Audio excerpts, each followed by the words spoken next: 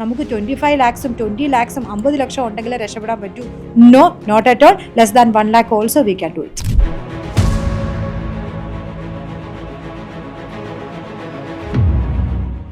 നമുക്ക് ഈ കോസ്റ്റിനെ മാനേജ് ചെയ്യുന്നതിന് വേണ്ടി ആയിരിക്കും എൻ്റെ ഒരു സങ്കേതം എന്നുള്ളതല്ലേ. നമ്മൾ നേരത്തെ ചില എപ്പിസോഡുകളിൽ ചില രാജ്യങ്ങളുടെ സ്പെഷ്യൽ പ്രോഗ്രാമുകളെ കുറിച്ച് നമ്മൾ ഇടയ്ക്കിടയ്ക്ക് പറയാറുള്ളതാണ്.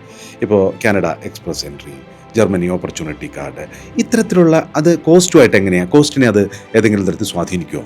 ഒരു ജോബ് സീക്കർ എടുത്ത് അവിടെ എത്തി ജോബ് സെർച്ച് ചെയ്യാം. 1 ലക്ഷത്തിൽ താഴെ കോസ്റ്റ് ആവുന്നുള്ളൂ, even including consultancy and government fees.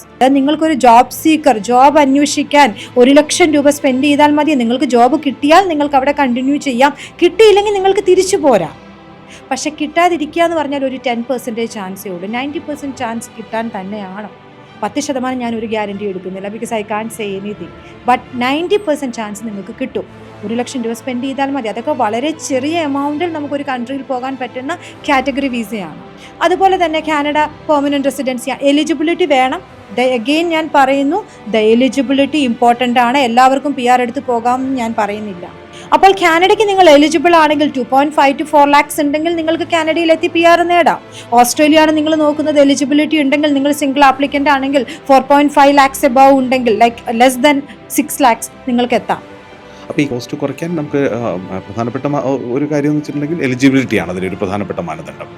മറ്റൊന്ന് ഈ പറഞ്ഞ പോലെ ഇത്തരത്തിലുള്ള സ്പെഷ്യൽ പ്രോഗ്രാമുകളുള്ള രാജ്യങ്ങൾ അന്വേഷിച്ചു പോകണം.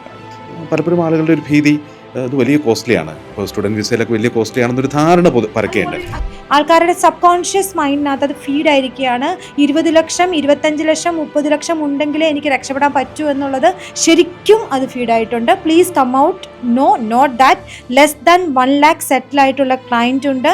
ഇന്ന് അവർ വർക്ക് പെർമിറ്റ് എടുത്ത് അവിടെ വളരെയധികം നല്ല രീതിയിൽ ജീവിക്കുന്ന ക്ലയൻസ് ഉണ്ട്. ഈവൻ 4 lakhs to 5 lakhs പോയിട്ടുള്ള ക്ലയൻറ്റ് അവിടെ സെറ്റിലായി വലിയ ജോലിയിൽ കയറി ഇന്ന് ലക്ഷങ്ങൾ സാലറിയിൽ വർക്ക് ചെയ്യുന്ന ക്ലയൻസും നമുക്കുണ്ട്. സോ അങ്ങനെ ഒരു ധാരണ നമ്മുടെ മൈൻഡിൽ നിന്ന് എടുത്ത് കളയണം.